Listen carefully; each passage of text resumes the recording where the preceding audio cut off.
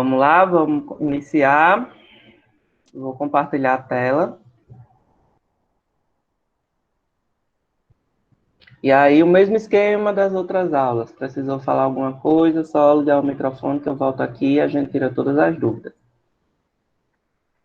Como eu falei no grupo, quem tem alguma dúvida e anotou alguma coisa, pode falar. Hoje a aula é basicamente de vocês, é para vocês falarem, para vocês dizer, professor, eu estou com dúvida nisso, e aí a gente vai para o início, vai para o final do slide, volta e me mexe e vira. Então, eu quero que vocês perguntem. Hoje pode meter bala e começar a perguntar aí. Beleza?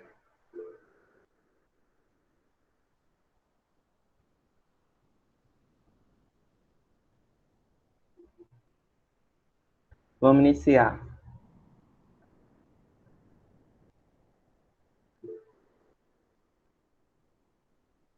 Pessoal, nessa parte de átomo, vamos iniciar já aqui pelos átomos.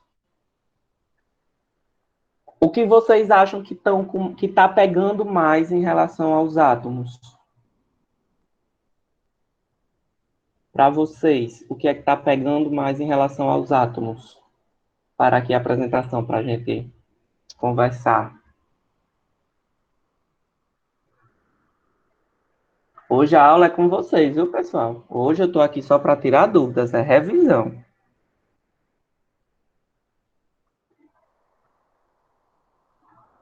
Bora alguém? Alguém tem alguma dúvida ou...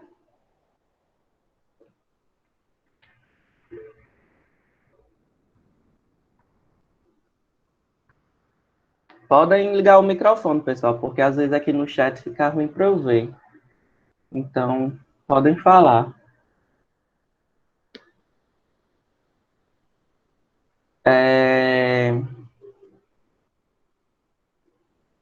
Edna falou para mim, tá pegando tudo. Pessoal, vou Tá ser bem pegando chato.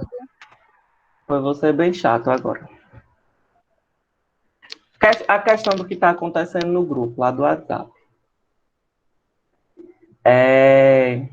Mais uma vez, isso aí é coisa que vocês têm que resolver com o Iago. Eu, particularmente, não tenho nada a ver mesmo. Não sei o que está rolando, como eu já falei aqui. Não sei o que está pegando lá no grupo, não acompanhei, não sei se tá o que não tá. Mas vamos deixar isso Professor, para outro momento, para gente vocês conversarem com o Iago em outro momento e vamos focar na aula para a gente tirar as dúvidas para a prova de amanhã, tá certo? mas, professor, eu só não gostei porque ele menospreza os alunos. Eu acho isso errado. Ele, para ser o coordenador do curso, ele menosprezou eu e eu tenho um áudio. Se eu quiser, eu gostaria de saber quem é o dono do CETEP mesmo. Porque ele menosprezou. E eu não fui a primeira, e nem a segunda, e nem a terceira aluno, não. Pode perguntar aqui. Ele menosprezou eu. Disse que não tinha tempo, tinha mais o que fazer do que estar dando atenção a eu. E realmente eu sou uma aluna. E ele era para conversar de forma adequada, mas não, foi menosprezando as pessoas. E isso é muito chato, né? Menosprezar, chamar a gente de mal educado, e aqui todo mundo viu. E estamos É, pagando, né? pois é. Aí vocês têm que procurar a coordenação, Eu vou procurar. Vou procurar a procurar. galera, Eu tenho como, aqui o como eu áudio. falei. Ótimo, então. Como eu falei, estou aqui para dar aula. Quem foi que disse isso com você? Quem foi que disse isso com você? Estou aqui para dar aula para a gente fazer a revisão. Então, esses assuntos aí Gente, a vamos gente fazer debate a aula, a depois. gente presta atenção na revisão, porque senão a gente não vai aprender nada, não. Pelo amor de Deus, Matheus, vai dar 8 horas e você não começa. Se você der corda, vai dar 10. Então vamos lá, vamos iniciar isso aqui, encerrar esse assunto por hora, vamos focar na aula, Bora, beleza? Matheus. Você tem até 9 horas, viu? Não, senhor. Tem até 9 horas também não, vamos baixar a bolinha.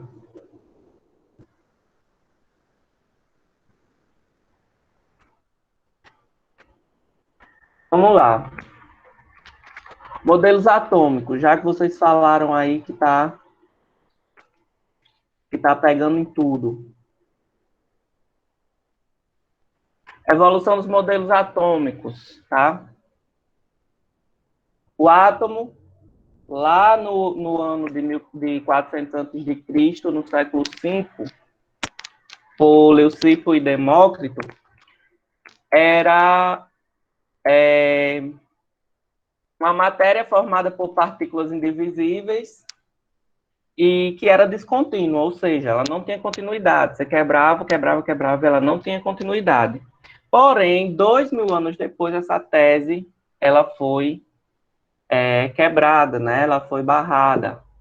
Falaram que existiam outro tipo de tese para qualificar os átomos em relação à sua estrutura, né? Para eles, a matéria era assim, você quebrava, por exemplo, uma pedra. Quando você não conseguia mais quebrar a pedra, o farelinho da pedra era o átomo. 2.000 anos depois, eles derrubaram essa tese e construíram outra melhor, assim como toda e qualquer evolução, né?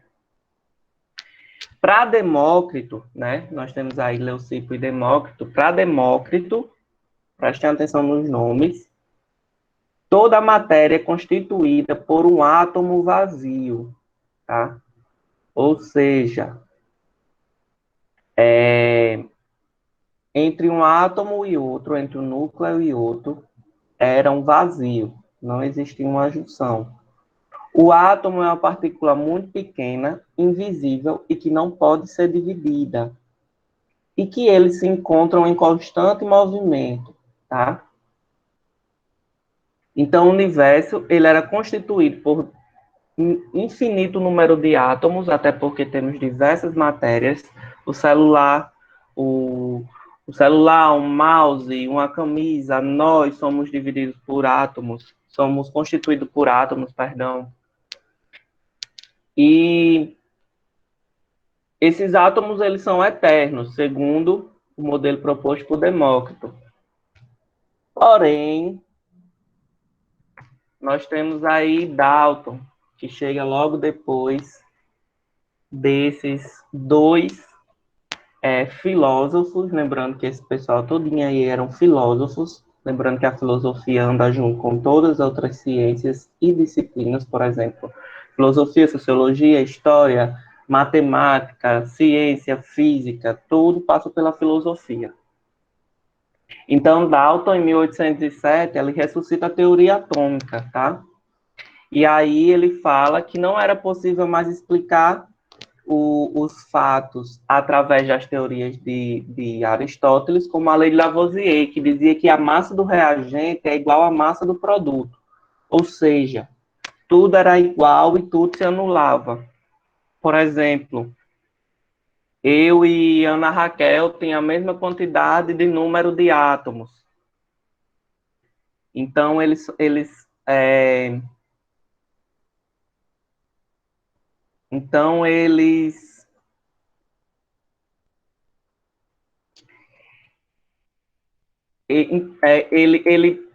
barrou também essa teoria, né, que era a teoria da lei de Lavoisier.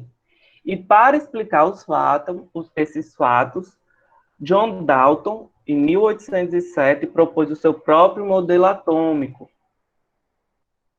que é composto por núcleo e eletrosfera, tá?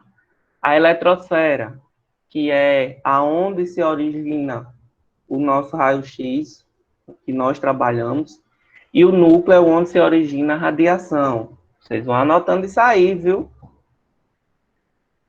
A matéria, pelo o modelo de Dalton, era composta por pequenos corpúsculos que não subdividiam-se, ou seja, os átomos eles não eram partículas que pudessem se subdividir, tá? Ou seja, não se dividiam em vários.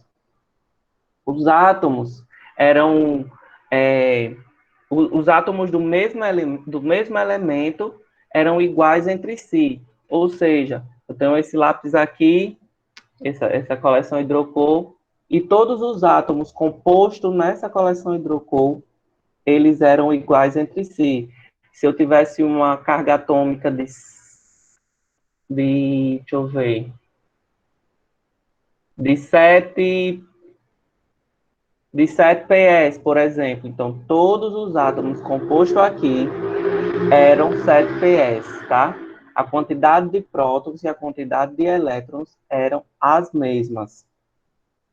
A matéria é formada pela união de átomos diferentes em proporção definida, ou seja, toda essa caneta tem uma proporção definida.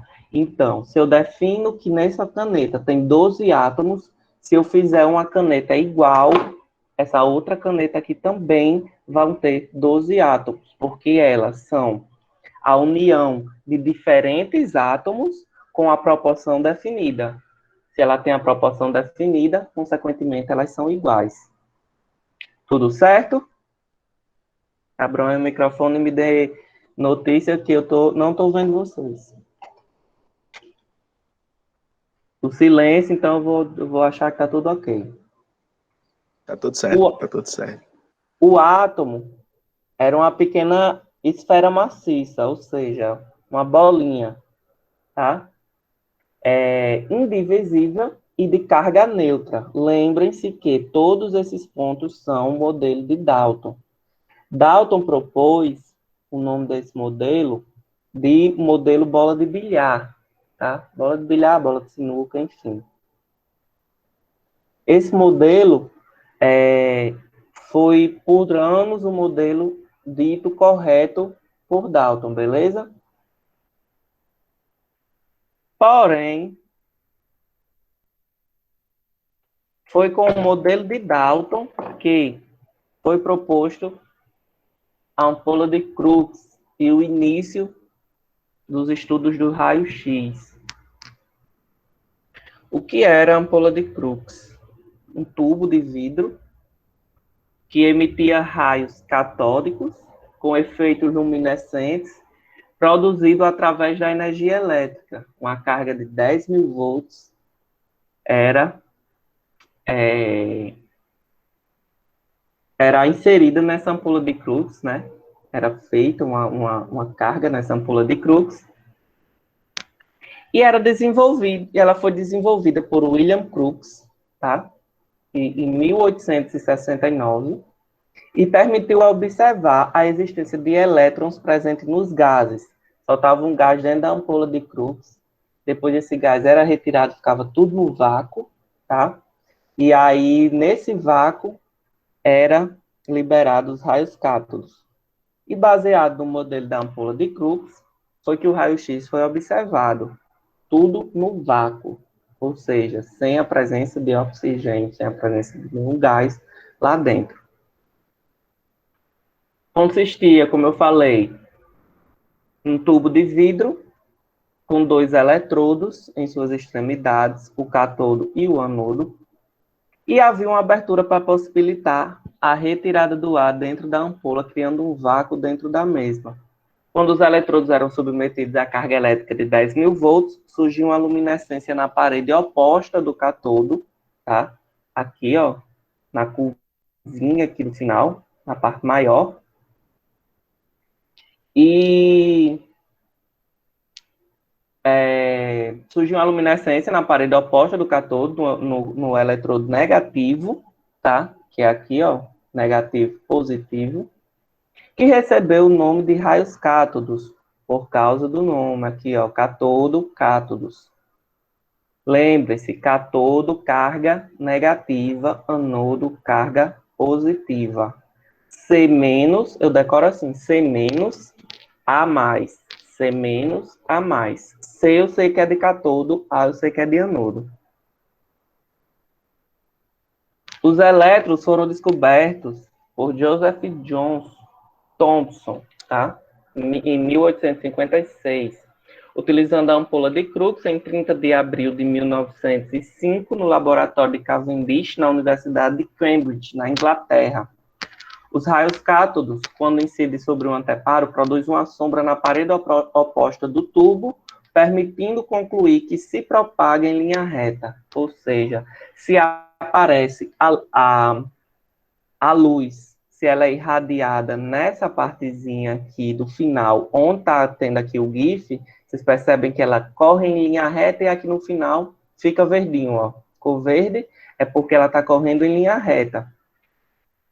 Porém, outras experiências foram feitas para estudar os raios. E foi aí quando foi colocada a cruz de Malta dentro da ampola de Crookes, para observar se realmente essa luz corria em linha reta ou se essa luz era apenas uma suposição dos filósofos cientistas da época. E aí, ao colocar a cruz de Malta dentro da ampola, eles observaram uma sombra refletida do lado oposto do cátodo. E concluiu que o raio realmente tinha uma trajetória reta, tá? Aí vocês perguntam, Matheus, mas por que a gente tem que saber que esse raio tem uma trajetória reta? Porque é esse mesmo raio que incide, essa mesma trajetória que incide no paciente quando a gente vai fazer o raio-x. Por causa disso, o raio-x, a gente sabe que é um raio que se propaga em linha reta. Possa ser que exista radiação espalhada? Sim, possa ser, mas pouquinho. No todo, no geral, o raio-x ele sempre se propaga em linha reta. E dentro do aparelho de raio-x tem uma ampolazinha de Crookes, em menor escala, para observar, para irradiar, perdão. Vamos lá. Pessoal, estou falando rápido?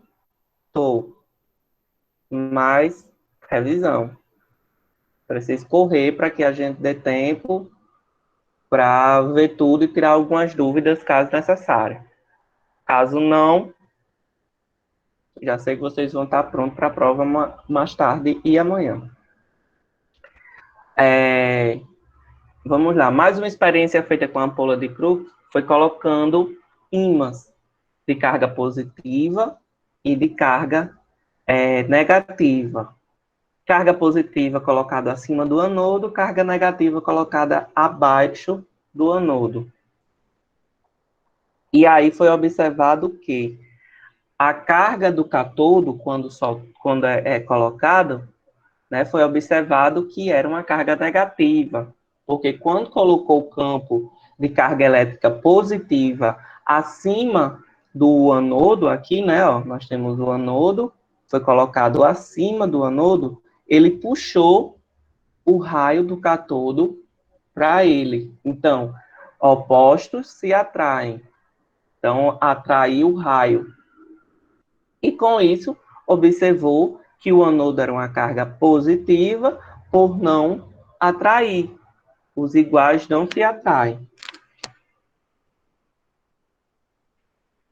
Mais uma experiência feita na ampola de Crookes foi colocar um mini catavento dentro da ampola, né? E foi possível observar que à medida que soltava o raio, o catavento ele dava uma girada. E aí concluiu que o raio que era soltado lá dentro era um raio cátodo de carga negativa que possuía uma determinada massa que é desconhecida. Mas, se fez o catavento girar, é porque alguma coisa estava batendo com massa para que ele possa girar. O que é massa? Massa é todo e qualquer corpo, seja ele o menor ou seja ele o maior. Pode ser minúsculas partículas, milhares de partículas, milhões de partículas invisíveis ao olho nu, e possa ser um elefante gigante. É massa. Tudo que possui um determinado peso é massa. Certo? Então, aí, quando fizeram essa experiência, viram que no raio existe algum tipo de massa, algum corpúsculozinho, algum pequeno fragmento invisível ao olho nu que faz com que o catavento gire.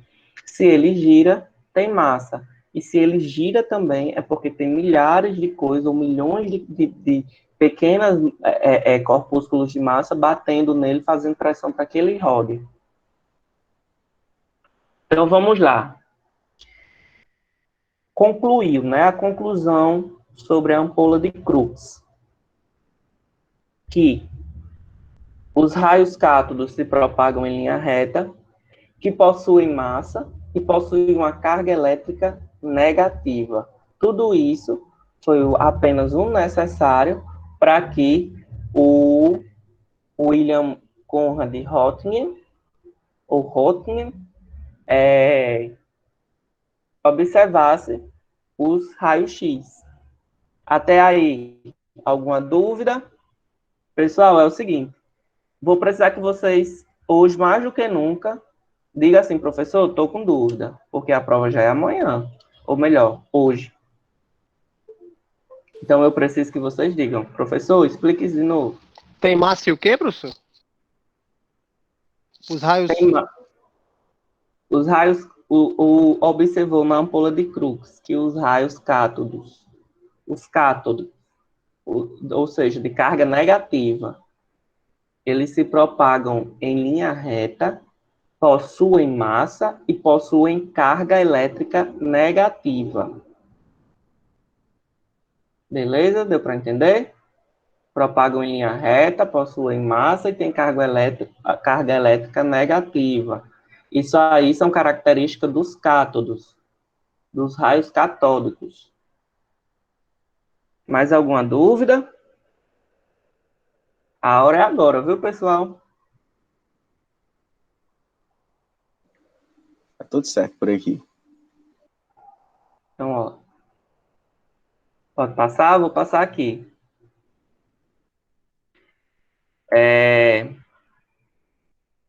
Depois de toda essa experiência com a ampola de Crookes, veio o modelo que foi sugerido por Thomson em 1904, que é o modelo pudim de passas, ou seja, já mudou toda a estrutura do átomo. O átomo onde o núcleo e a eletrosfera estão totalmente ligados. O núcleo de carga positiva, a eletrosfera de carga negativa. O que é a eletrosfera? Como é que eu posso explicar? A eletrosfera, pensem que o núcleo, para eu explicar o que é núcleo e eletrosfera, ficar bem claro. O Sol, vamos supor que o Sol, nosso sistema, é o sistema solar. Óbvio, todo mundo sabe disso. Então, o Sol está aqui no meio e todos os planetas estão orbitando, girando em torno do Sol. Essa analogia se encaixa perfeitamente na analogia que nós conhecemos, no modelo atômico que nós conhecemos hoje, que é onde o núcleo está no meio, o núcleo, e ao redor está toda a eletrosfera, com os prótons e com os nêutrons se movimentando ao redor do núcleo, né? Antes disso aí, no modelo atômico proposto por Thomson, não era assim. Era o núcleo e colado no núcleo, como tem aí as imagens, estava o que conhecemos hoje da eletrosfera, que nesse modelo são as cargas positivas e as cargas negativas. Cargas positivas ligada a todo o núcleo, carga negativa ligada ao que a gente conhece pelo modelo atômico atual, a eletrosfera. O átomo, nesse modelo de Thomson, era uma esfera maciça de carga elétrica positiva, estando com os elétrons dispersos na esfera, como eu acabei de explicar. Núcleo, átomos com carga elétrica positiva, e a carga elétrica negativa, os elétrons, totalmente dispersos nessa esfera. E o número de elétrons seria tal que a carga total do átomo seria zero. Como assim, Matheus? A mesma quantidade de carga elétrica positiva, a mesma quantidade de carga elétrica negativa. Ou seja, mais com menos, mais com mais, menos com menos, vamos cancelando um e outro, matemática. Cancela mais, menos, menos, vai cancelando um e outro. E o total da carga elétrica do átomo, o modelo de Thomson, seria zero. O átomo era uma esfera maciça, com elétrons dispersos na esfera, com o total de carga zero. Facinho. Suave?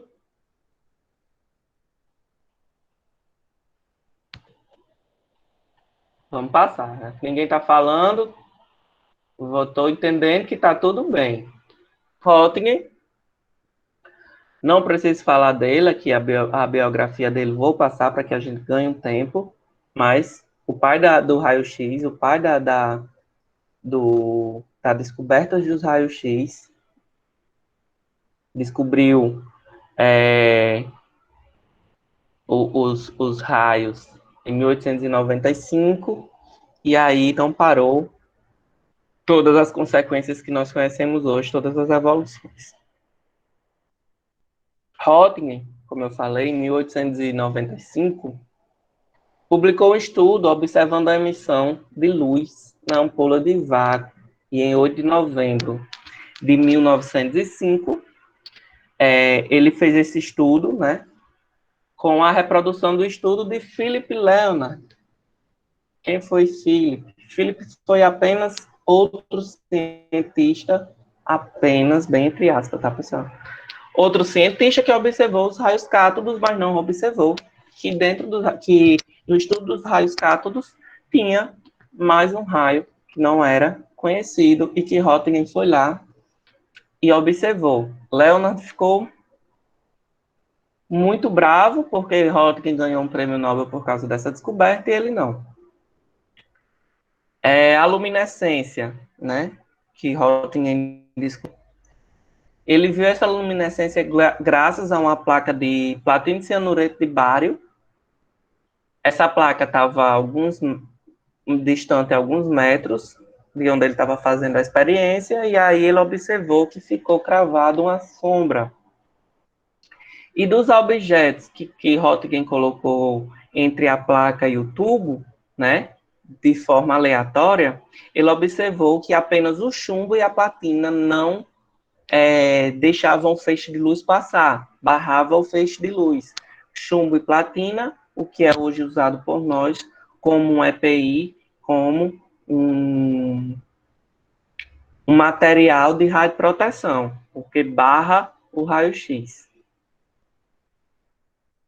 Primeiro exame era o rotnograma. O rotnograma, que depois virou raio-x, recebeu esse nome por causa de Röntgen. Quem observou, então, nada mais justo. Os raios foram jogados por um tempo de 15 minutos. Meu Deus, por um tempo de 15 minutos sob a mão de sua esposa. Ou seja, foi observado na aparição desse filme uma imagem fantasmagórica dos ossos da mão dela, os tecidos da mão e o anel. O tecido da mão, pessoal, é toda essa parte opaca, toda essa sombra aqui que vocês veem, é o tecido da mão dela. Por que uma parte ficou mais preta do osso e outra ficou mais branca? Falta de técnica. Ninguém sabia o que era que estava acontecendo. Então, foi liberado aí qualquer tipo de coisa em cima da mão dela para ver o que realmente acontecia. 28 de dezembro de 1895, nem um ano depois da descoberta de Röntgen, ele já entregou ao presidente da Sociedade de Física Médica o relatório falando sobre a descoberta do raio-x. E aí todo mundo ficou sabendo e aconteceu todo aquele escarcéu que a gente já conhece, que falamos na aula passada, na aula retrasada. Não lembro. Mas aí que a gente falou que sapateiros começaram a usar raio-x para quê? Colocavam o pé da pessoa dentro do sapato, faziam um raio-x do pé da pessoa com o sapato para ver como era que estava o pé dentro, né? Como era que o pé ficou acomodado dentro do sapato. Concurso de coluna mais reta, raio-x da mão com a aliança para saber para mandar de presente, como lembrança para a família, de uma mulher que casou. Mas o que? Me lembrem aí, foi que a gente falou mais. Na rua tinha máquinas de raio-x para o pessoal pagar e fazer um raio-x por nada. Parque de diversão também tinha fluoroscopia, que é o exame onde vê em tempo real. Enfim, e foi depois disso aí, foi depois que o mundo descobriu o raio-x que aconteceu tudo isso. E aí, pessoal, chegamos no ponto onde muita gente tem dúvida. Raio-x e radioatividade. Antes de eu começar a falar, alguma dúvida?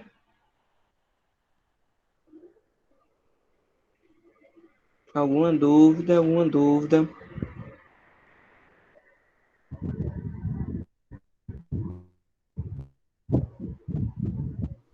O assunto que pega é esse de agora, né? Raio-X e radioatividade. Ótimo. Vocês falem, porque eu não estou vendo vocês. E aí eu fico aqui esperando, e às vezes eu acho que tem parado a gravação, ou que o Google Meet tem caído. Como eu falei para vocês, tem outra pessoa dando aula na mesma plataforma, então às vezes pode travar. E aí vocês interajam aqui. O momento de tirar dúvida é agora. Acabou aqui. Adeus dúvidas. A prova é daqui a pouco. Liberada daqui a pouco. Então vamos tirar as dúvidas agora. Estou falando rápido para a gente correr no assunto e dar tempo da gente ver muita coisa. A partir de agora eu vou pular só para os pontos mais importantes, pontos que eu realmente coloquei na prova. Quis fazer essa introdução de átomos consequentemente, mas agora na prova, que está na prova, na verdade, que eu já coloquei na prova. Então vocês prestem atenção, porque eu não vou dizer assim não, pessoal, ó, isso aqui está na prova, não vou falar isso. Então, teve dúvida a partir de agora? Matheus, estou com dúvida, explique isso aí. Suave? Então vamos lá. Raio-X e radioatividade. Deixa eu ver aqui uma forma de explicar isso para vocês.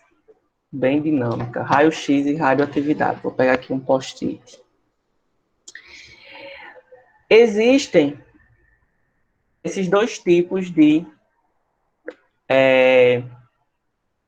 radiação.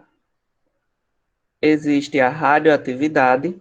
Isso aí, Arthur, Edna, isso aí estão tirando de letra porque me responderam na aula passada.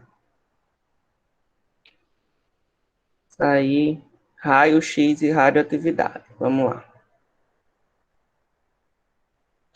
Fazendo aqui um mega desenho para tentar explicar para vocês. Raio-x, radioatividades. Raio-x são radiações, mas não são o mesmo que radioatividade. A diferença de um para outro está na localização onde são formadas as radiações. Deixa eu ver aqui.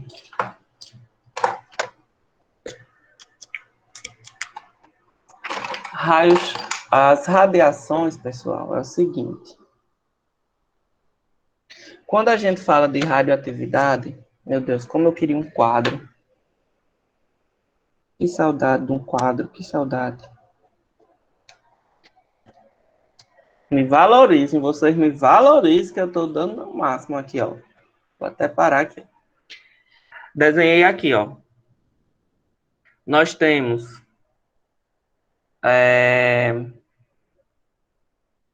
o núcleo, para mim travou aqui. Nós temos o núcleo, nós temos a eletrosfera, tá? No núcleo, aqui, ó.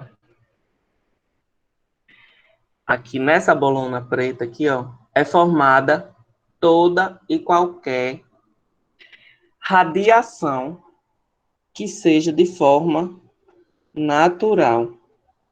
Ou seja, a radioatividade, como a gente vê no urânio, é uma radioatividade natural. O urânio ali ele vai estar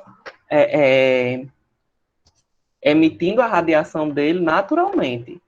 Não é porque alguém está instigando a ele que ele vai emitir a radiação, não. É natural. Aquilo ali dele já é da natureza do urânio. Ou seja, a radiação que é formada nele é uma radiação que está totalmente ligada ao núcleo. O núcleo... Meu Deus, que desenho feio. Ainda bem que eu não... Gente, pelo amor de Deus, quem ri não vai pro céu não, viu? Peraí que eu tô terminando essa corra linda aqui. Essa corra fofa. Aqui, ó. Essa corrinha mais fofa aqui. É um Ainda Da não... Vinci. Todinho. Ainda bem que eu não ganhei a vida desenhando, porque se fosse, tava ruim, viu? Ó, mas vamos lá. Que é para explicar a vocês. Núcleo. Vamos supor que isso aqui é um átomo, que é aqui é o núcleo. Ao redor temos a eletrosfera, que é onde temos as cargas positivas e negativas. Cargas positivas e negativas. E isso está definido em toda a eletrosfera, não é só em uma, tá? Quando a gente fala de radioatividade, seja radioatividade do urânio, do tório, do polônio, que já é outro tipo de radiação, do césio, a gente fala de uma radiação que é gerada no núcleo, aqui, ó, nessa bolona preta. Bom? Quando a gente vai falar dos raios-x,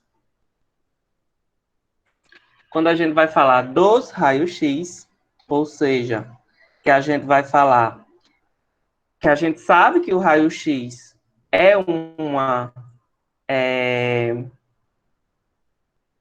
um tipo de radiação, mas é uma radiação instigada, não é uma radiação natural. Núcleo, radiação natural, choque entre elétrons. Quando instigado, você coloca uma carga elétrica aqui. Você coloca uma carga elétrica aqui, ó, de 10.000 volts.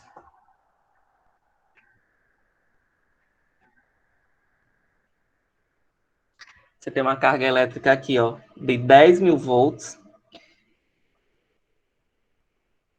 que faz com que esses elétrons que estão aqui se choquem, tá? Quando eles se chocam entre si, que ó, vão se chocar, vai gerar o raio-x. Então, chocou um ao outro, gerou o raio-x, e esse raio-x, ele é expelido, ele é colocado para fora, digamos assim, sobre sobre o feixe de luz que a gente colima, beleza? Elton perdeu a explicação, a internet caiu. Vou explicar novamente. Ó, Elton, a gente tá falando raio-x e radiação. Radiação natural, núcleo do átomo, vamos supor que isso aqui é um átomo. O núcleo do átomo, eletrosfera. Radiação natural, polônio, tório, sei lá. Diga aí, pessoal, a radiação fugiu aqui os elementos fugiu aqui da cabeça. Polônio, tório, rádio, enfim. Toda a radiação natural, urânio, toda a radiação natural vem daqui, ó, do núcleo. Todos esses elementos vêm aqui do núcleo. E o raio-x vem de onde? Vem do choque de 10.000 volts que é colocado na ampola, lá no aparelho de raio-x, Por isso tem aqueles fios bem grandão. Naqueles fios ali passa uma carga de volts, de 10.000 volts. Quando essa carga ela entra em contato com os átomos que existem, o material atômico que existe dentro da ampola, eles vão se chocar entre si e vão se chocar entre si e vão produzir o raio-x que vai ser expelido pela colimação que você faz lá, né? O feixe de raio-x ele vai sair pela colimação que você faz no paciente. Ou seja, quando você faz todo esse processo de apertar aquele botãozinho, quando você aperta ele, solta a voltagem, que isso aqui é em coisa de segundos, solta essa voltagem de 10.000 volts, faz com que os elétrons de carga positiva e negativa do átomo se choquem, formando o raio-x. Por isso que a radiação ela é diferente do raio-x. O raio-x é radiação? Porém, diferente. Uma é formada no núcleo, outra é formada na eletrosfera. Vamos para a minha explicação, porque ficou top meu desenho. Tem uma câimbra agora aqui na perna, mas vamos lá, vamos continuar. Quando velho, as câimbras aparecendo.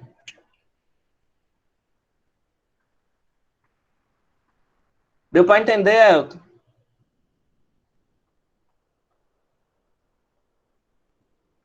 Elton e o resto do pessoal que está na sala, deu para entender? Deu sim. Show. Vamos lá, continuar o slide.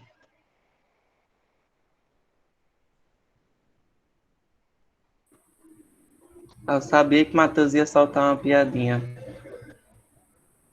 Matheus, me erma. Rapaz, você tá andando demais comigo. Explicado, pessoal, essa parte raio-x e radioatividade, né?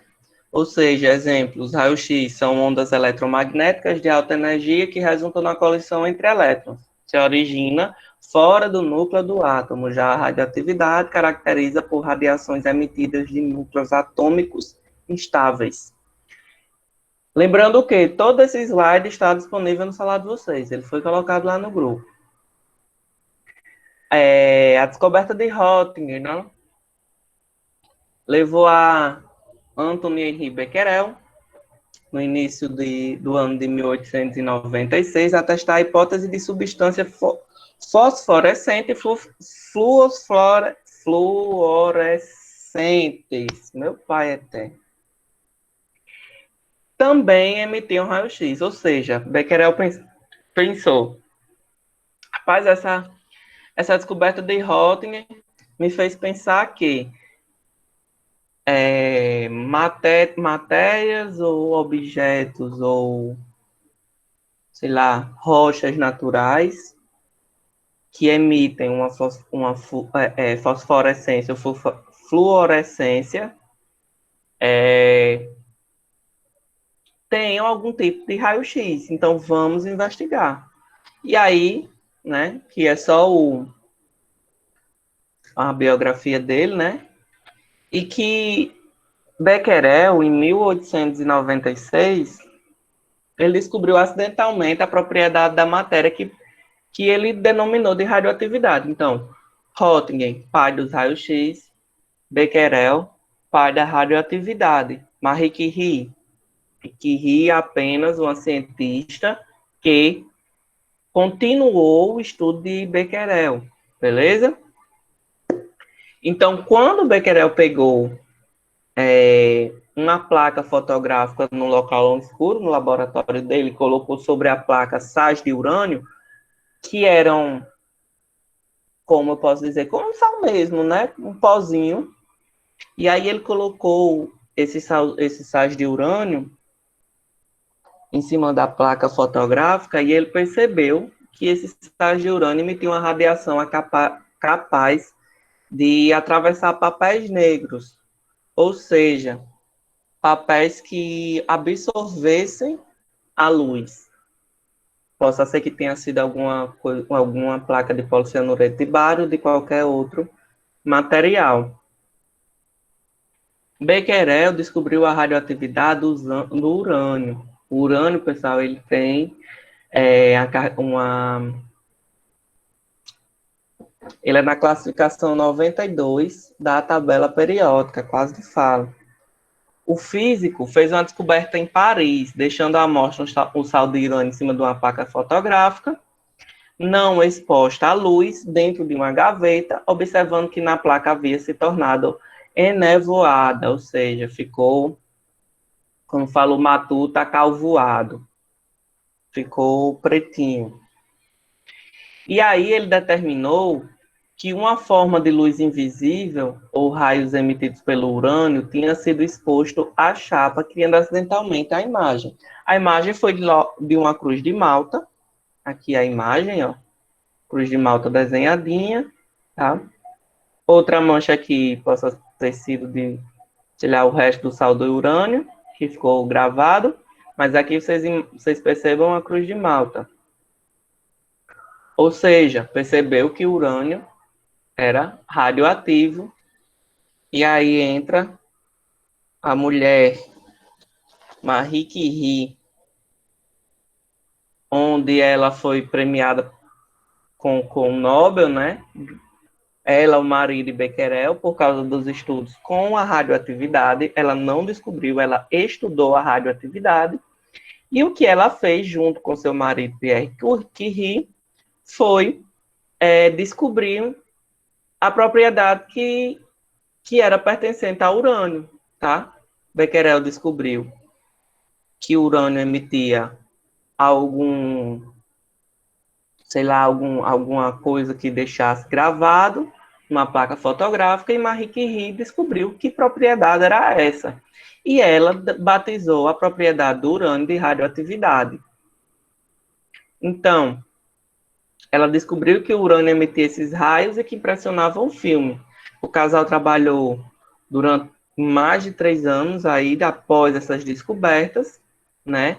E foi aí onde ela descobriu, em 1898, que havia um componente mais ativo que o urânio em um dos seus componentes naturais, ou seja, o urânio ele era subdividido em diversos outros componentes, e que um deles era mais ativo do que o próprio urânio. E essa descoberta se deu por causa de 3 anos exaustivos de trabalho, e aí usando 1.400 litros do minério do urânio, tá? Chamado de platibenda ou uranita, ou UO2, o casal descobriu, ou conseguiu separar os elementos rádio e o elemento polônio. O rádio era 2 milhões de vezes mais radioativo que o próprio urânio, e o segundo elemento, que era o polônio, levou esse nome por causa da cidade onde Marie Curie nasceu, que foi na Polônia. Depois de todos esses estudos, veio aí o físico Ernest Rutherford, que foi quem deu o modelo atômico que nós conhecemos até hoje. Depois de todos esses estudos, Rutherford trouxe de volta as investigações dos átomos. Se ele falou, temos o urânio, temos aí mais 2 elementos novos, o polônio e o rádio, então é bom que a gente traga a discussão do átomo, porque alguma coisa deve ter mudado. E aí, ele ganhou o prêmio Nobel de Química por causa disso, né, em 1908. E aí ele veio lá com um novo modelo de átomo, né? Em 1903, Rutherford começou a sua carreira conceituando a meia-vida radioativa. Meia-vida radioativa. O que seria isso? Lembrem do Césio 137. quando a gente estava assistindo o documentário, ou quem assistiu o documentário, viu que quando o Césio foi... quando descobriram que era o Césio, demoliram a casa lá do rapaz que eu esqueci o nome, demoliram o ferro velho, demoliram onde tinha resíduo de átomo, tudo foi demolido. Quando as pessoas faleceram, né, as 4 primeiras pessoas faleceram, elas ainda estavam emitindo radioatividade. Por quê? E como isso tem ligação com o Rutherford? Porque foi por causa disso, né, justamente por isso, que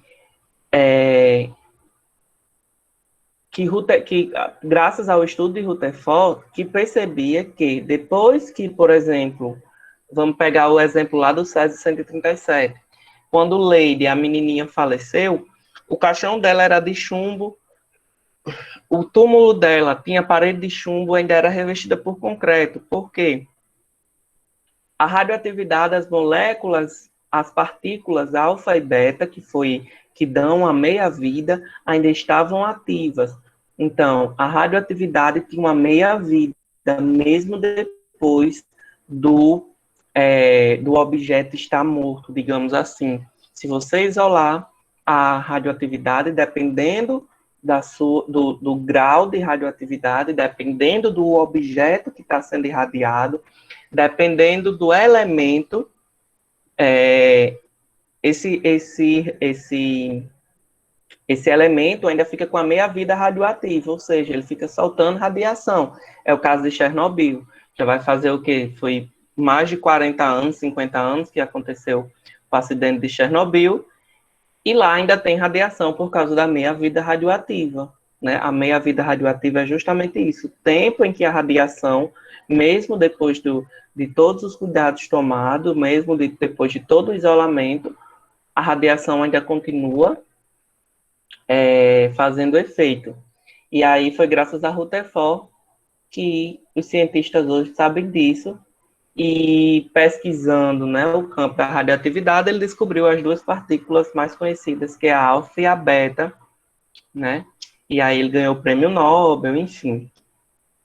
E aí, baseando-se em todas as constatações, Rutherford apresentou em 1911 um modelo atômico que foi reconhecido e batizado, pelo modelo atômico de Rutherford, que é o modelo que a gente conhece até hoje, que nós temos como base até hoje. O modelo trazia a forma planetária, como eu falei, como exemplo, nosso sistema solar, onde o átomo ficava envolto por uma eletrosfera. O átomo, perdão, o átomo, ele era, ele era constituído pelo núcleo, né, como aqui no desenhozão, constituído pelo núcleo, constituído pela eletrosfera, assim como está no GIF. Vamos pelo GIFzinho que está mexendo aí na tela. Nós temos o núcleo de azul, nós temos a eletrosfera que está em constante movimento, graças às suas cargas positivas e negativas. Nós sabemos que a eletrosfera tem uma energia, e por essa energia ela está em constante movimento envolto ao núcleo. Então, o modelo trazia a forma planetária desse átomo. Então, é um modelo que a gente conhece até hoje, o núcleo no meio, a eletrosfera girando ao redor. Aqui nós temos todas aquelas curiosidades que eu não coloquei na prova.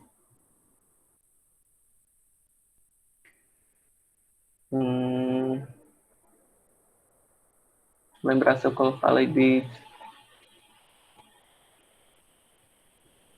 Falei. Tipos de densidades básicas. Pessoal, falei muito rápido, eu sei, mas e aí? Quer que eu volte em alguma coisa? Querem que eu reexplique alguma coisa? Ou querem que eu tire direto e vocês estão anotando aí e no final a gente para e vai voltando e vai explicando? Como é que vocês querem? Me dê uma luz.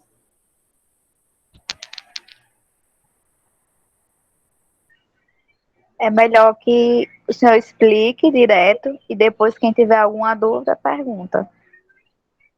Pronto, ótimo. Então, vou fazer isso. Então, vamos lá.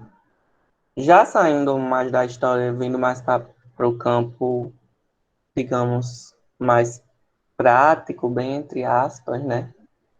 Nós temos os tipos de densidade, o tipo de absorção corporal e a imagem do filme. E existem cinco tipos básicos. Existem outros tipos? Existem, mas os 5 tipos básicos, os pilares, são esses: o metal, o osso, o tecido mole, gordura e ar. A absorção corporal do metal é total, ou seja, quando você faz o raio-x, fica mais saliente, a gente vai ver mais, vai ter mais brilho, tá? Aí, no filme, a imagem fica branca, tá? Fazendo com que tenha um diagnóstico melhor desse metal.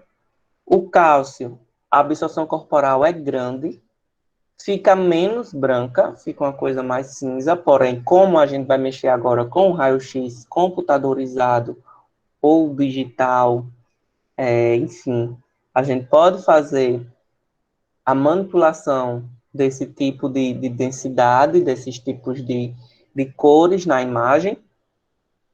Nós temos o tecido mole, que é a água, que a absorção é média, então a gente vai ver pouco, fica mais cinza.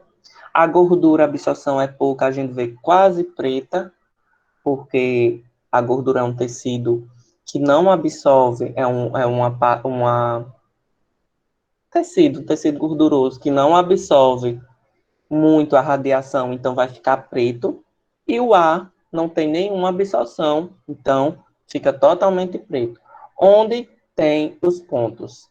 Branco, metal, menos branco, cálcio, osso. Cinza, no raio-x, pode ser que seja tecidos moles ou água. Quase preto, a gordura, e preto, o ar. Como eu falei na outra aula, o ar, a gente usa ele até como um contraste para fazer o desenho do pulmão. Fez o exame do tórax, pediu para o paciente respirar fundo, o paciente respirou fundo, prendeu o ar no pulmão, a gente solta o raio bem rapidinho, pede para o paciente respirar de volta. Quando a gente imprime lá o exame, vai ver que todo o desenho está completo preto. Dá para ver se fizer uma boa técnica, se fizer um bom posicionamento, vai dar para ver o ápice do pulmão, vai dar para ver a curva diafragmática, vai ver todas as pontas do pulmão, vai ver todo o desenho bem direitinho. Se por algum acaso o paciente respirou fundo e apenas a parte de cima do pulmão ficou preta, ele vai ter alguma coisa.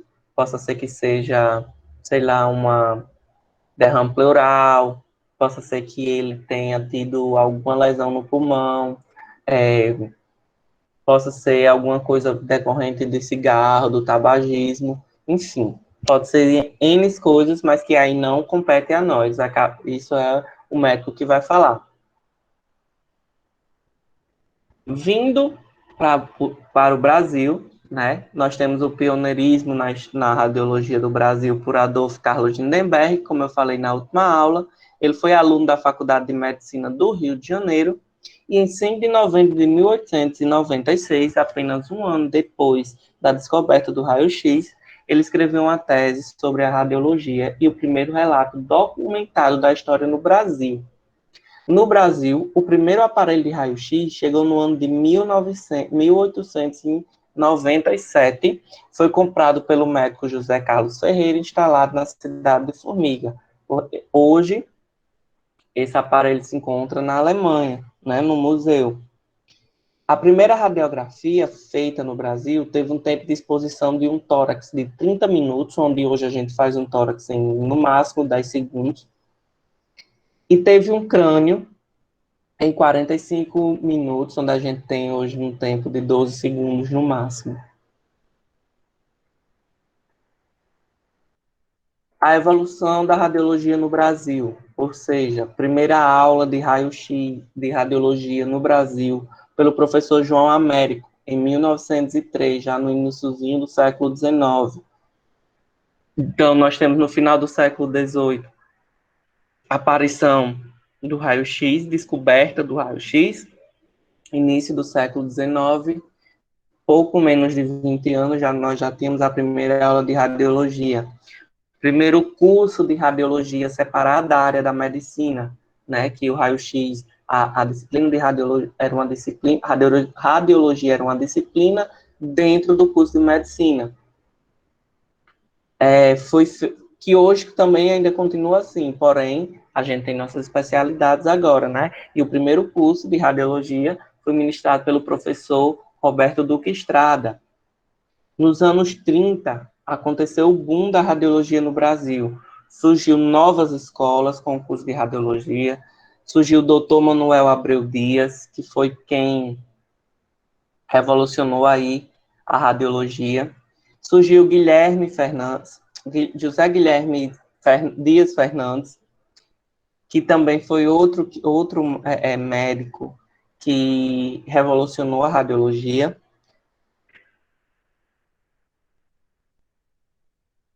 E nós temos aí o Dr. Manuel Dias de Abreu, que é o principal nome da radiologia no Brasil.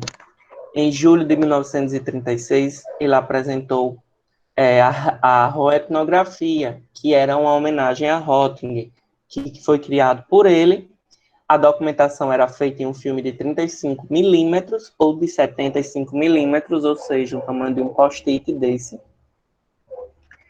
E aí foi criado para o controle e para o diagnóstico da tuberculose. Tinha o baixo custo, naquela época fazer um raio-x era caríssimo, porque a clínica investia pesado em energia, tinha que ter gerador próprio, tinha que ter todo um preparo da clínica, um preparo dos técnicos. Gente, eu não sei porque eu estou abrindo a boca, porque eu estou sem um pingo de sono, só costume. Voltando. Quando ele criou a roetnografia, ele jamais imaginava que seria posteriormente dado o seu nome. Ele criou mesmo, além de para ser um exame de baixo custo para o diagnóstico e para o controle da tuberculose na época, ele nunca imaginou que fosse o nome dele logo depois. Era uma homenagem para Röntgen, era um trabalho feito para ele, para que todo mundo tivesse acesso a um raio-x, digamos assim. Sim, e para ele fazer esse exame, além de ter um baixo custo, ele precisava de lente de aumento, que era para ver como era que estava, né? Porque a gente sabe que quando uma pessoa está com tuberculose, ou com bronquite, ou com alguma coisa do tipo, o pulmão da gente fica ramificado, fica como se tivesse raízes de árvores dentro do pulmão, e aí ele tinha que ver, então usava as lentes de aumento. Nós temos em 1938, na Alemanha, a realização de mais de 500 mil exames de raio-x, tá? E em 1939, no Brasil, né, esses dados são um paralelo para vocês verem como estava tanto no mundo como no Brasil. Em 1938, tínhamos 500 mil exames na Alemanha, graças também à iniciativa de Marie Curie de levar um raio-x para os campos de guerra, né, para fazer raio-x nos soldados que chegavam feridos para tirar bala, enfim. Quebravam perna, braço, enfim. E aí, em 1939, aconteceu o primeiro Congresso Nacional de Tuberculose, já que a tuberculose no Brasil estava sendo monitorada, graças à criação do médico Manuel Abreu, então colocaram o nome do exame de abreografia. Baixo custo operacional, alta eficácia, era o que todo mundo queria. E aí, os médicos da época maravilhados, enfim. E em 1957, depois de anos aí usando a abreografia, eles criaram a Sociedade Brasileira de Radiologia. né, que aí foi onde foi criado todos os conselhos, o CONTE, o CRTR, que é o regional, enfim. Eles criaram tudo a partir da Sociedade Brasileira de Radiologia, que além de estudar o custo, a eficiência, como poderia ser usado, como estava sendo usado, eles também criaram leis e normas para que a gente ficassem despreocupados em relação à nossa segurança, à biossegurança, questão de emprego, salubridade, enfim, tudo isso. Imagens da abriografia, como era feito, vocês percebam que começa bem grandão no paciente e termina pequenininho por causa do filme. E aí o filme da abriografia, bem pequenininho mesmo, e aí por isso que usava lentes de aumento. Né? A catalogação, como era que eles faziam nas clínicas, o tempo de vida aqui no exame. Percebam que o pulmão está todo preto, sinal de que tinha ar dentro do pulmão. Isso aqui não dá nem para ver nada mais. E é isto, em partes, né? Dado o resumão rapidamente, nós temos agora o momento de vocês, de dúvidas, de perguntas e de, consequentemente, de respostas. Vamos lá, vamos começar? Para que vocês saiam daqui e vão fazer a prova sem medo de ser feliz, com a certeza de que vão se dar bem.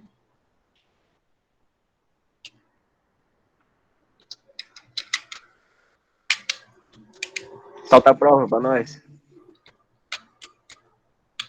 Vocês estão Matheus, muito... vai cair tudo que você falou aí agora. Algumas coisas, sim. Algumas coisas, sim. Já que você falou, Sueli, que estava com medo de ir para recuperação, uma dica.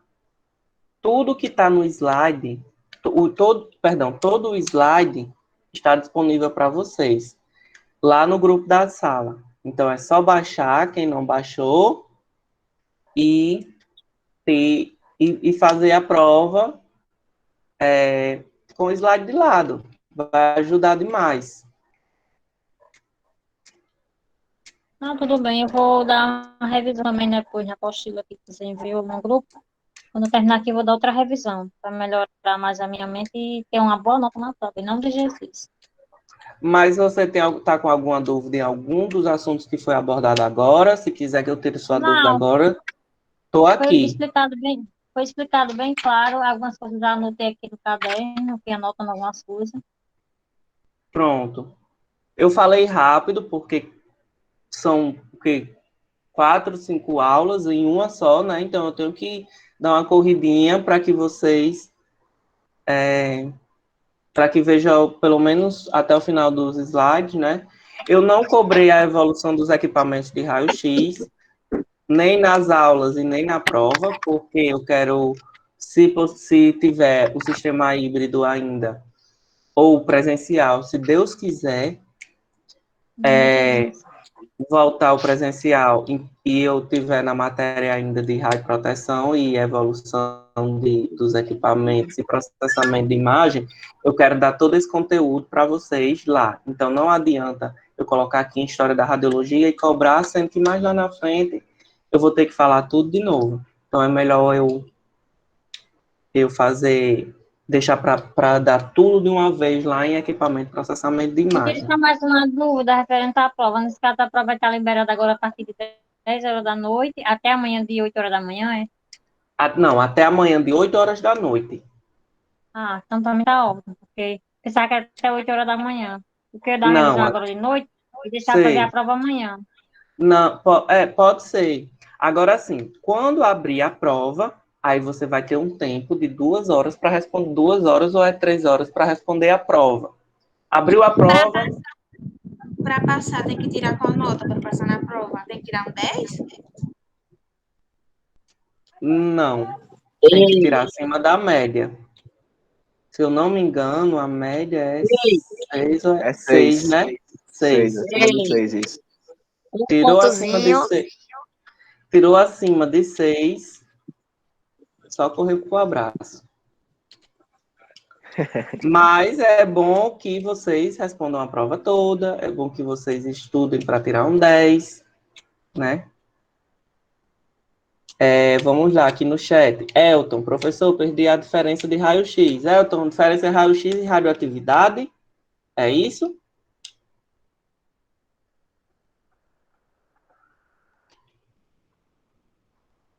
Me responda aí. Pronto, vamos lá. Cadê meu desenho? Será que eu joguei meu desenho fora, meu pai? Deixa eu pegar aqui uma folha maior para explicar a você. A gente tava tão bonito o desenho. Vou fazer outro. Sou bicho Capricha esse solto. desenho. Vai ser professor de arte agora. Ensinar vocês a desenhar agora. Sair daqui desse curso. Vocês vão estar até desenhando. Vamos lá. Fala-me, Pai Eterno.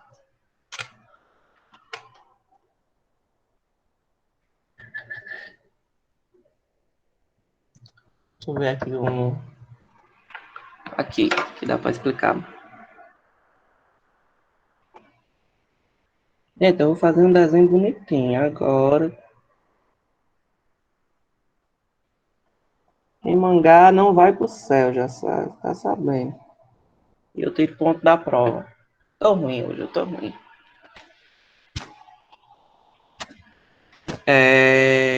Vamos lá.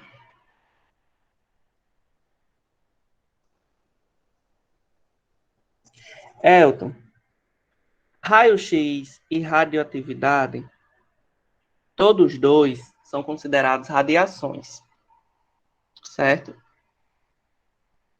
A diferença é apenas a localização onde eles são criados. O raio-x, ele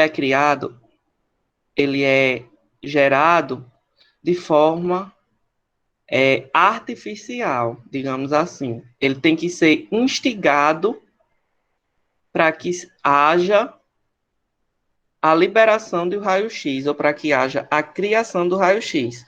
Você lembre que quando Röntgen descobriu os raios-x, ele estava fazendo experimentos na ampola de Crookes. Então, ele estava instigando os átomos que estavam lá, ele estava instigando o cátodo negativo e positivo, ele estava liberando energia lá. Então, vamos lá. Nós temos na estrutura atômica núcleo e eletrosfera, certo? O núcleo vai ser toda e qualquer parte. Meu Deus, eu tô dando meu máximo nesse desenho.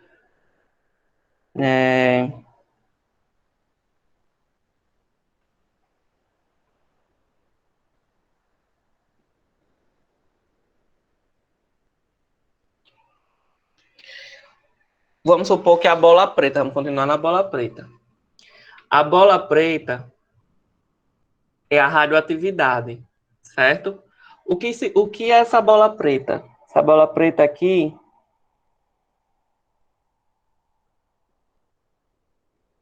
é o núcleo atômico, é o núcleo do átomo. Falou em radioatividade, tá falando do núcleo, tá falando da geração natural da radioatividade, tá? A radioatividade é uma geração,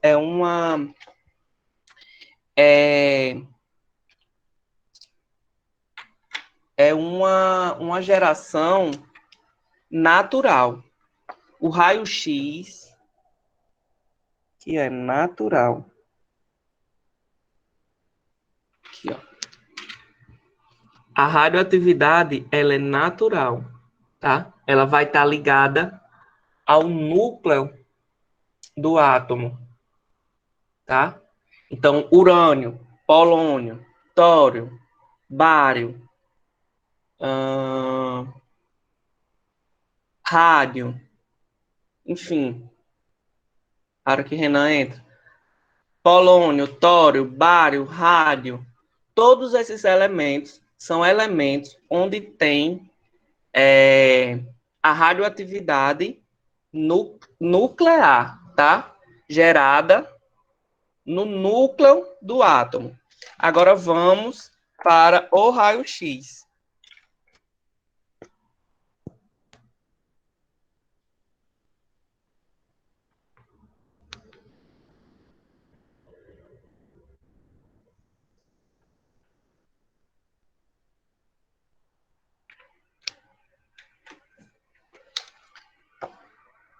Ó,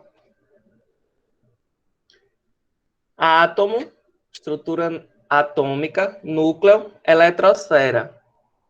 Na eletrosfera,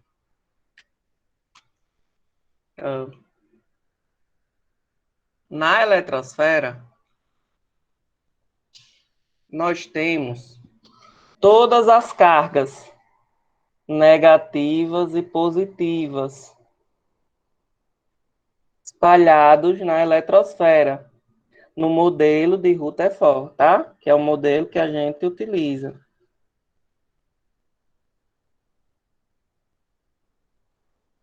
E o modelo que a gente tem como base todas as cargas estão aqui no átomo.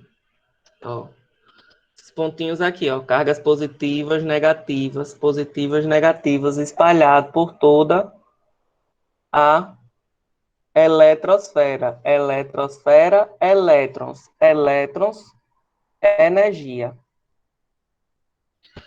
Quando você vai fazer a geração do raio-x, quando você vai gerar o raio-x na máquina, você vai estar instigando, não vai estar instigando o núcleo, você vai estar instigando a eletrosfera.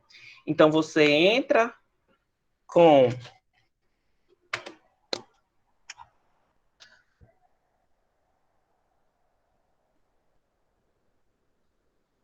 você entra com 10.000 volts de energia.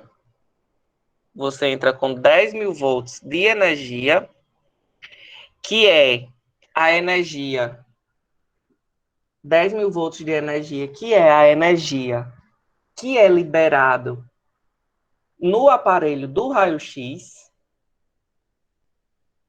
E aí, essa energia vai fazer com que a eletrosfera, esses átomos, esses elétrons aqui, perdão, que estão ao redor do núcleo,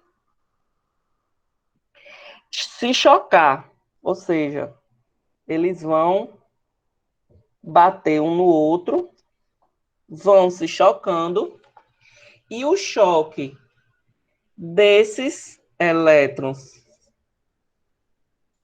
o choque entre esses elétrons que estão interligados nas camadas da eletrosfera, é onde vai gerar os raios-x, tá? Quando eles se chocarem, a partir do choque deles, com 10.000 volts, no mínimo 10.000 volts de energia instigando o material atômico que está dentro da ampola, que seja dito isso. Dentro da ampola não vai estar os átomos bonitinhos lá dentro, não. Vai estar o material atômico. Por exemplo, o Césio-137. Tá? Vai estar o material atômico. Entra 10.000 volts no material atômico, os átomos que estão presentes nesse material atômico, que tem essa estrutura, tá? Os átomos têm essa estrutura, eles vão estar presentes no todo. Vamos supor que essa folha branca seja, por exemplo, o pó do césio, aqui dentro, e aí dentro do pó do césio vai ter a estrutura atômica, tá? Essa estrutura atômica, quando entra em contato com 10.000 volts, os elétrons que estão na sua eletrosfera vão se chocar e vão gerar o raio-x, que vai ser liberado a partir da colimação que você fez no paciente. Sempre, o feixe sempre vai cair em linha reta, tá? Possa ser que tenha radiação espalhada, sim. Vai depender aí da calibragem do cabeçote, enfim, vai depender de N situações. Mas, em tese, a radiação sempre vai cair de forma em linha reta, como a gente viu na ampola de Crookes. Beleza? Deu para entender agora, Elton? Edna pediu para mostrar novamente. Aqui, Edna, minha obra de arte.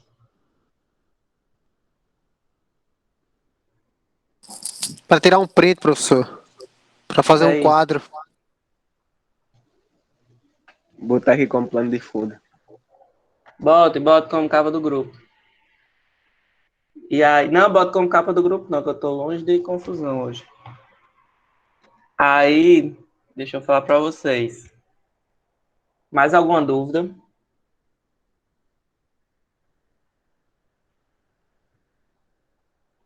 Mais alguma dúvida? Mais algum questionamento?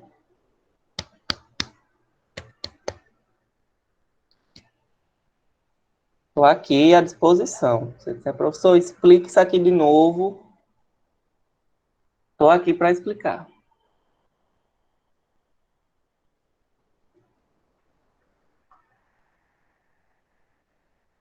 Bora alguém se manifestar aí, que até um álcool aqui, ó. Eu já tomei um cafezinho aqui para ficar acordado pra prova. Muito bem, muito bem, muito bem. Orgulhosa de você agora. Sempre. Eu só ando com o meu álcool aqui, ó, na mão. Onde você anda? Passar perto de um fogão e tem algum problema. Como é, Ana Raquel? Eu passo tanto álcool que eu tô vendo a hora passar perto do fogão e ter algum problema por causa Pois disso. é, pois tome cuidado, filho. Pessoal, dúvidas? Tchau. Dúvidas? Bom dia, Ixi, que é isso, Adivânia, me expulsando? Nossa última aula? A gente vai Não esquecer. tá legal, não. A Como gente vai é? esquecer, professor. Esquece Edivânia, nada. Edivânia não tá legal comigo hoje, não. Lembre-se daquele meio ponto, viu?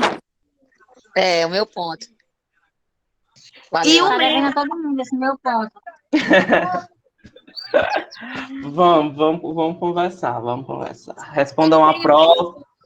Eu tenho meio ponto na descoberta dos raios, que eu disse a data. Eu acho que eu disse até quer dizer, eu disse o mês, não disse o mês, né? Eu disse só o ano. Mas eu sei o mês e o ano. Então, vale um ponto aí nessa resposta. Vou fazer que nem aquele meme, assim, ó. Travou aqui, ó. Mas eu vou... Respondam a prova. É na Bíblia que Deus falou, fazer essa parte que eu te ajudarei. Não sou Deus, mas vamos nos ajudar.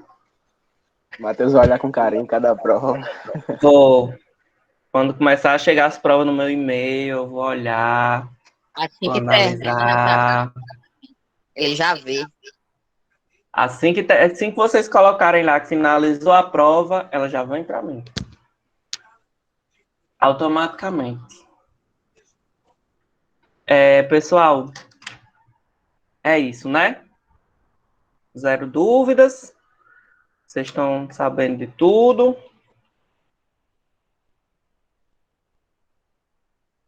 Matheus, eu vou sair aqui, viu? Vou ajeitar as coisas do meu filho para mim poder estudar mais um pouquinho. Pronto, vá, pode ir. Tchau. Então, pessoal, tchau. pessoal. Foi um prazer conhecer vocês. Agora, finalmente, minha última aula nessa disciplina. Espero que os conflitos sejam resolvidos, que tudo se normalize.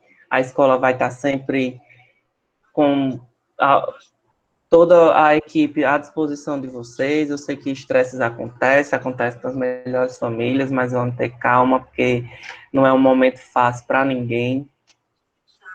Eu também estou aqui me virando nos 30 para poder dar conteúdo a vocês e saber que vocês estão entendendo. Para mim é muito bom. E espero que vocês tenham aprendido. Não quero que vocês saiam com dúvidas. Ou se sair com dúvidas, pode chegar no meu privado. Professor, eu sei que acabou a disciplina, mas você pode me tirar a dúvida disso e disso? Maior prazer. Então, quero que todo mundo fique bem, que a gente se encontre logo. Tomara que as coisas se resolvam para que a gente possa voltar, pelo menos, com máscaras e com face shields e com álcools em gels e com tudo para as salas de Não, adeus, aula. até logo, né? Então até logo. Para que a gente possa se encontrar pessoalmente e ter nossas aulas, porque também faz muita falta para mim. Vocês não sabem o quanto é difícil dar uma aula sem usar isso aqui. Mas eu espero que vocês tenham gostado dessas aulas. Boa sorte na prova. E, no mais, estou à disposição de vocês no privado, no grupo, em qualquer situação aí que vocês precisarem. Passou por mim na rua, pode dar um hello. E se eu não ver, pode gritar, porque eu sou míope mesmo, uso lente. Tirar aquela selfie. Tirar aquela selfie só. Então é isso. Boa sorte na prova e foi um prazer conhecer todos vocês. E até mais. Não chore não, professor. Vai dar certo. Não vou chorar não. Daqui uns dias, se Deus quiser, a gente vai se encontrar. É só o Fátima Bezerra ajeitar um pouquinho o juízo dela, que tá meio atrapalhado, mas em breve... Juiz de quem? De Fátima Bezerra, que tá meio atrapalhada, aí se o decreto dela tá meio louco. Aí quando ela consertar o juiz dela, aí a gente volta. É verdade. Então vão lá, pessoal, fazer a prova. Tá lá no portal já, viu? Então, boa sorte. Qualquer coisa, estou à disposição de vocês. Antes das 10. Antes das 10. Depois das 10, só fala comigo no outro dia de manhã. Tchau.